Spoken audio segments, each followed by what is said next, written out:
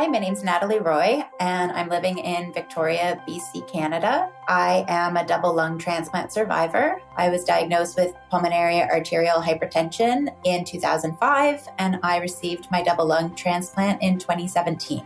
I did this podcast shortly after my transplant about 6 years ago, and I just celebrated my 40th birthday and have celebrated my 7-year lung anniversary. I started fainting out of nowhere when I was about 19 and was diagnosed in the emergency room in Vancouver. I was diagnosed with idiopathic pulmonary hypertension at the ripe age of 20 and started oral treatment and did quite well with that right up until about 2010. My disease started to progress and I went on sub-Q Remodulin. Shortly after that, I transitioned to IV Remodulin and had that journey for about 5 years and slowly declined and was listed for transplant in 2015. I did wait for about 19 months for my transplant and got to experience a dry run. For people who don't know, that is when they call you and tell you that they have lungs for you and prep you for surgery, and you discover that your lungs aren't viable and they send you home. That was quite the experience.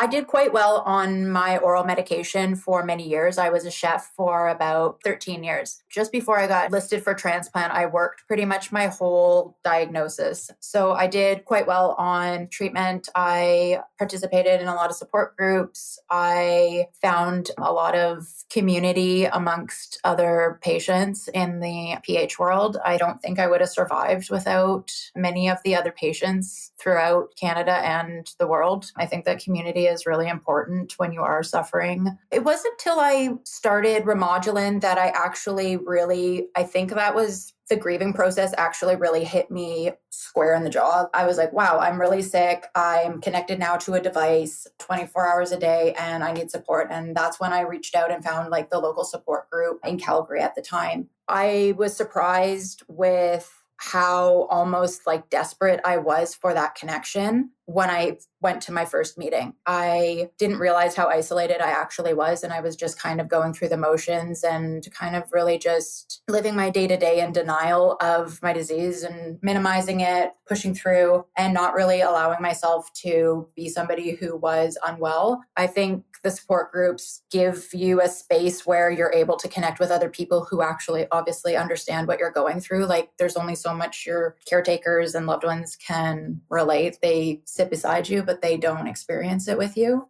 The online is amazing, but if you can find other people in person, I think there is something really beautiful to going and grabbing a coffee with somebody or talking on the phone or meeting up with somebody. I did run the one in Vancouver with Taria, which was really amazing. And that was one of the most enriching experiences that I think that to date was involved in. I think you need to be prepared to experience somebody else's grief. That is part of showing up and holding space for somebody else and meeting somebody where they're at, because somebody who potentially isn't as progressed or as sick as you are, it could impact them. They might not be able to cope with it in a way that you're able to cope with it. That was one of the things that I did notice was that everybody has different coping levels. What you go through in your life, how you cope, how you move through things. Some people haven't gone through a lot of hardships in their lives and they get diagnosed with this disease out of nowhere and it completely rocks their world and they do not know how to manage. And so they find these support groups and they go there and their emotions are very big. I think that's part of the rooms and part of the experience. So if you are an empath or if you're somebody who is sensitive, I think you do leave those rooms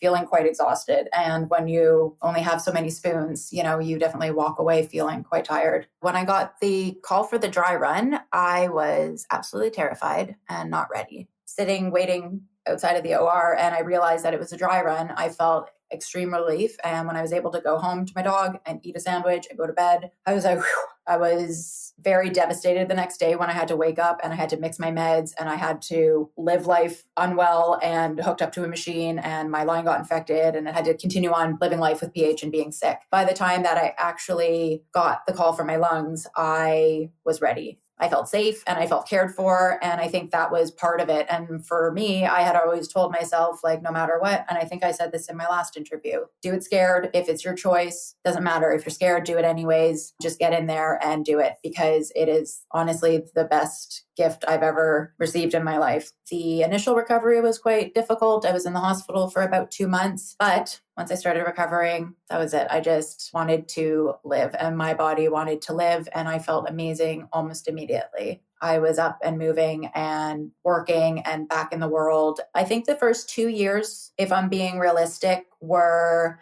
cautious. I followed all the rules. I had a few bumps. There was a few complications. My donor lungs had a few issues. I had to do a few treatments along the way. But for the most part, I think after being I think for anybody who has been quite sick and has progressively gotten more and more ill, you can't compare. Once you have the opportunity to take full breaths and you're not in chronic fatigue and you're not actively dying, no matter what you have, it's like, no problem. You're up, you're moving, and you can push through it. So when I'm asked oh, how was it? I can't even remember what complications or what issues I had. I actually can't remember, because it really feels like it wasn't a big deal. It just really was such a blessing and such an honor.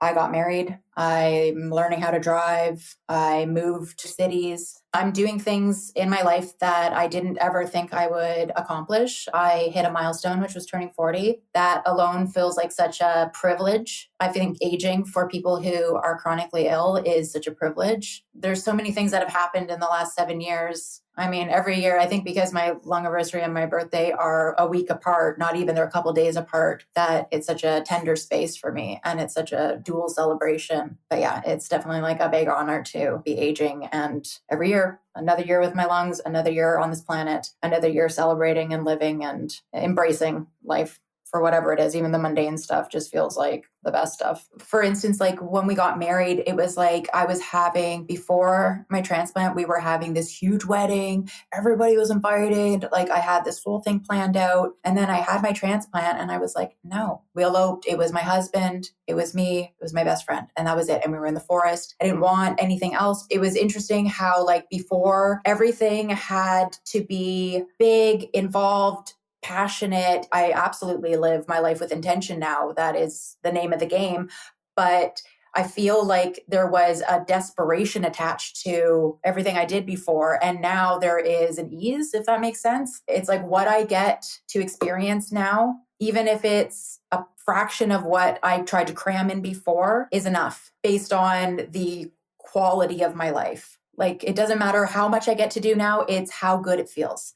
Right now, I changed careers. So that's been all encompassing. I went from working as a chef and now I'm working in a corporate office. That's been overwhelming at times. I feel like an imposter coming from somebody who couldn't walk from the bed to the bathroom. Now I'm running a little financial center and that feels strange to me. And sometimes I'm like, how did I get here? So I feel like that at the moment is I'm upgrading my education, which wasn't an option for me. Yeah, right now, I'm 40, but I feel like I got sick so young and then I was sick for 19 years. I got diagnosed 19 years ago. So a big chunk of my life was being chronically ill.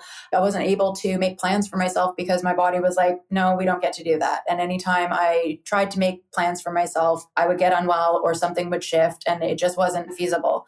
So right now I am working. Right now I'm trying to upgrade my education. We are buying our first vehicle and we joined a softball league. Who does that? I joined a softball league and played a season and we got third. We went to the playoffs. I did a sport. I've never played a sport in my life. I've been sick forever, so those little things. So yeah, I don't really have any plans. I really am just going with the flow, but the flow feels pretty good. I've stayed connected to the PH community throughout. I didn't lose touch at all. I do feel like I didn't stay as closely connected as I wanted to, and going to the conference this year reconnected me closer, which felt really good. So I've linked back in a little bit closer. I've joined their support group, so I'll be going to that. I have my friends in the community and keep in close contact with them, but I really would like to do a little more volunteer work. I'd like to participate a little bit more in what they got going on with PHA Canada, but I feel like that's where I want to put my energy moving forward because that's where I have it. I have the energy to do it. So I had a hard time where I had an identity crisis because I didn't know where I fit into the community anymore after my transplant. And what I did feel going to the conference this year and the feedback I did get was, it's really nice to see you here, because a lot of transplant patients kind of move on with their life and they don't really stick around, which is a beautiful thing. Go live your life. But those people saved my life and kept me alive and filled my cup and continue to do so. They are family to me. I want to do a little bit more where I can. My name is Natalie Roy, and I'm aware that I'm rare.